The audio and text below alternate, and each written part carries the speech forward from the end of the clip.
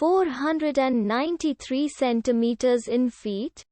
First of all, we need to know the value of 1 centimeter in feet. It's always 1 centimeter equals 0.03280839895 feet. Now we have to multiply 0.03280839895 by 493.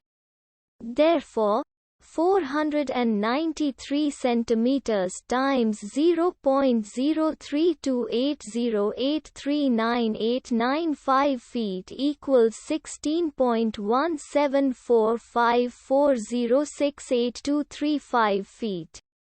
So, in other words, 493 centimeters equals 16.17454068235 feet. We hope you have enjoyed this video. Please like and subscribe to our channel for more videos like this.